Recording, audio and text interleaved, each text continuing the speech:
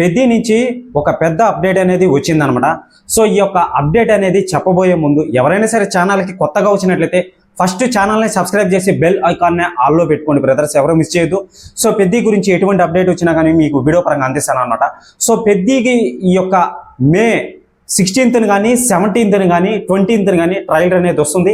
మళ్ళీ వచ్చి జూన్ 2 కానీ 3 కానీ 3 అదండి. సో జూన్ 1 కానీ లేదా 2 కానీ ఈ యొక్క డేట్లలో ఈ యొక్క ప్రీ రిలీజ్ ఈవెంట్ ఏదైతే ఉంటుందో అది నిర్మిస్తున్నారనమాట. సో అదేంటి బ్రో ఇదంతా మాకు తెలుసు, ప్రతి సినిమాకి జరిగేదే కదా అని చెప్పి మీరు అనుకోవచ్చు. సో ఇక్కడ మెయిన్ పాయింట్ ఏంటంటే హైదరాబాద్లోని ఒక పెద్ద స్టేడియంలోని నిర్మించాలని చెప్పి చెప్తున్నారనమాట. కానీ మరి ఆ యొక్క స్టేడియం వాళ్ళు ఆ యొక్క ప్రభుత్వం అనేది ఇస్తారా లేదా అని చెప్పి ఇంకెక్కడైనా చేస్తారా లేదా అని చెప్పి ఒక క్వశ్చన్గా మారింది. కానీ మీకు తెలియని పాయింట్ ఏంటంటే ఇప్పుడు పెద్ద సినిమా ఎలా ఉంటుందంటే 1980లో గ్రామీణ ప్రాంతానికి సంబంధించిన ఆ యొక్క బ్యాక్డ్రాప్లో క్రీడాకారులు అప్పట్లో ఎలా ఉన్నారో, సో అప్పట్లో ఎలా ఉన్నారో ఆ విధంగా మనం ఆ యొక్క మూవీని తీసుకొని వచ్చి చూపిస్తున్నారనమాట మనకు. ఓకే, అక్కడికి బాగుంది. సో ఈ ఈవెంట్ను కూడా సేమ్ అదే విధంగా 1980లో ఎలా నిర్మించేవాళ్ళు ఆ మూవీలోకి ఆ ట్రాన్స్లోకి మనం వెళ్ళనాటికి ఆ యొక్క ఈవెంట్ని సేమ్ అదే విధంగా డిజైన్ చేసి ఎంట్రీ నుంచి రామ్ చరణ్ గారు మాట్లాడే మాటల వరకు అంటే స్టేజ్ కూడా, సో ప్రతిదీ అక్కడ కనిపించే ప్రతి ఎలిమెంట్ అనేది మీకు 1980లో ఏ విధంగా కనిపిస్తాయో సేమ్ అదే విధంగా కనిపిస్తాయని చెప్పి వాళ్ళు ఒక ఆర్టికల్ రూపంలో మనకైతే వదిలారండి. ఇక తెలుస్తుందన్నమాట. ఇంకో మెయిన్ పాయింట్ ఏంటంటే దీనికి సంబంధించిన ఎడిటింగ్ కానీ మొత్తం కంప్లీట్ అయితే చేసుకునింది అనమాట. ఈ యొక్క ట్రైలర్ కూడా సో ఎప్పుడు వస్తుందంటే మే 16th, 17th, 20th ఈ డేట్లలో వచ్చే అవకాశం ఉంది. వీళ్ళు ఏ విధంగా చేసుకున్నారంటే ట్రైలర్లు 2 రకాలుగా డిజైన్ చేశారండి. అది ఫస్ట్ ట్రైలర్ వచ్చి నార్మల్గా చేసుకున్నారనమాట, ఇది బాగుందా లేదా అని చెప్పి చెక్ చేసుకున్నారనమాట. 1కి 10 సార్లు 100 సార్లు, ఓకేనా. సో సెకండ్ వచ్చి ఇంకో ట్రైలర్ని డిజైన్ అయితే చేశారనమాట. అది కూడా 1కి 2 సార్లు 3 సార్లు 10 సార్లు చెక్ చేసుకున్నారనమాట.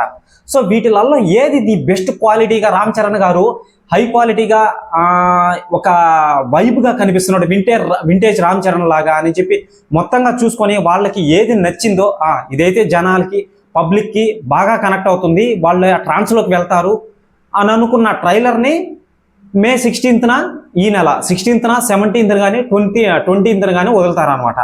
సో మనం ఆ యొక్క ట్రాన్స్లోకి వెళ్ళాలి కాబట్టి ఇక చూసుకున్నట్లయితే ఈవెంట్ని ఆర్గనైజ్ అయితే చేస్తున్నారనమాట ఫ్యాన్స్ కోసం, మెగా ఫ్యాన్స్ కోసం, ఓకేనా. సో చాలామంది సెలబ్రిటీలు అక్కడికి వస్తారండి. ఎందుకంటే ఒక చిరంజీవి గారు వస్తారు, పవన్ కళ్యాణ్ గారు ఈసారి వస్తారో రారో అనేది పెద్ద క్వశ్చన్గా మారింది. ఇటీవల వచ్చిన గేమ్ చేంజర్ కోసం అయితే వచ్చాడనమాట. మరి ఈవెంట్కి వస్తాడా రారా అని చెప్పి చూడాలన్నమాట. వస్తే చాలా బాగుంటుందని చెప్పి అక్కడికి క్లారిటీ, అక్కడికి ఇంకా వేరే హైప్ అనమాట. అక్కడి నుంచి వేరే లెవెల్లోకి వెళ్ళిపోతుంది అక్కడి నుంచి పవన్ కళ్యాణ్ గారు నిజంగా వస్తే మటుకు. సో అదనమాట. చాలామంది రాజకీయ నాయకులు, మళ్ళీ వచ్చి చిరంజీవి గారు, సెలబ్రిటీలు చాలామంది వచ్చే అవకాశం ఉంది అని చెప్పి చెప్తున్నారనమాట. కాకుండా మెయిన్ పాయింట్ అండి, సో మన అల్లు అర్జున్ గారు వస్తున్నారు అని చెప్పి ఒక రూమర్గా ఉంది. కానీ అది నిజమైతే కాదనుకుంటా నాకు తెలిసి. నేను కూడా నమ్మబుద్ధి కావట్లేదు నాకైతే. సో వస్తున్నారు, అల్లు అర్జున్ గారు వస్తారు అని చెప్పి తెలుస్తుంది, రూమర్గా ఉంది. కానీ అది నిజమా అబద్ధమా అనేది తెలియట్లేదు. నేనైతే నమ్మనండి. ఇంకా మరి అది రూమర్గానే ఉంది, నమ్మాలా వద్దా అని చెప్పి మీ ఇష్టం అనమాట. కామెంట్ సెక్షన్లో ఖచ్చితంగా కామెంట్ చేసేదానికి ట్రై చేయండి. ఇక చూసుకున్నట్లయితే ఈ యొక్క మూవీని హై క్వాలిటీగా డిజైన్ చేసి క్వాలిటీ విషయంలో ఎటువంటి మీ విషయంలో మేము తగ్గము అని చెప్పి బుచ్చిబాబు గారు డైరెక్ట్గా చెప్పడం అనేది జరిగింది. డైరెక్ట్గా మన సుకుమార్ గారు ఇన్వాల్వ్ అయ్యాడు, ఓకేనా. సో మూవీ స్టోరీని వేరే లెవెల్కి తీసుకొని వెళ్ళాలని ఏఆర్ రెహమాన్ గారు మ్యూజిక్ అనేది అందించారనమాట. ఇక నెక్స్ట్ లెవెల్లో ఉంటుంది. హిందీ సైడ్ నుంచి బేభత్సంగా ఉంటుంది అయితే ఉందన్నమాట ఆ సైడు మ్యూజిక్ పరంగా. అది నెక్స్ట్ లెవెల్ అనమాట. సో అతనికి ఛాన్సులు అనేటివి ఎక్కువ రావడం లేదు కాబట్టి ఏదో అలా ఉంది. కానీ సో హిందీ సైడ్ అయితే బేభత్సంగా ఉంది, మన తెలుగు సైడ్ అయితే చాలా తక్కువ అనమాట. తమిళ సైడ్ అయితే చాలా ఎక్కువ అనమాట ఏఆర్ రెహమాన్ గారికి. సో చూసుకున్నట్లయితే వీళ్ళు మటుకు ఎటువంటి పాయింట్లు అయితే తగ్గట్లేదు, అన్ని పాయింట్లలో ముందున్నారనమాట. ఇక చూసుకున్నట్లయితే ఈ యొక్క మూవీ వచ్చే $1,00,000 సంపాదించింది వితిన్ 4 అవర్స్లోనే. సో ఇంతకు ముందు నేను 24 hours అని చెప్పాను అనమాట. విత్ ఇన్ 4 hours $1,00,000 అంటే దాదాపు 95 లక్షలు 93 లక్షలు అనమాట. సో అది 24 hours అనేది విత్ ఇన్ 4 hours అనేది జరిగిపోయింది. 24 hours అనేది జరిగిపోయింది. ఇది రెండో రోజు జరుగుతుంది అనమాట. మరి ఇప్పుడు ఎంత కలెక్షన్ చేసిందో ఒకసారి ఊహించుకోండి. ప్రీ రిలీజ్ సేల్ అనేది బాగానే జరిగిందని చెప్పి క్లారిటీగా తెలుస్తుంది. ఆ యొక్క మూవీకి, పెద్ద మూవీకి నార్త్ అమెరికా సైడ్ అన్ని భాషల్లో రిలీజ్ అవుతుంది కాబట్టి బేబచ్చాన్ని సృష్టిస్తుంది కంపల్సరీ అని చెప్పి క్లారిటీగా తెలుస్తుంది అనమాట. స్పోర్ట్స్ డ్రామాలో వస్తున్న ఈ యొక్క మూవీ అనేది, ఆ ఈవెంట్ అనేది కూడా చాలా బాగుంటుందండి. ఆ యొక్క ఈవెంట్ని చూస్తే మీరు ఆ యొక్క ట్రాన్స్లోకి వెళ్ళాలన్నమాట. సో మరుసటి రోజు మూవీ అనేది రిలీజ్ అవుతుంది. ఆ ట్రాన్స్ అనేది మనం ఆ మూవీ చూసిన తర్వాత ఒక 10-15 రోజులు ఆ ట్రాన్స్లోనే ఉంటాం మనం. పెద్దకి సంబంధించిన ట్రాన్స్లోనే ఉంటాం అనమాట. ముఖ్యంగా రామ్ చరణ్ గారి ఫ్యాన్స్, ఓకేనా.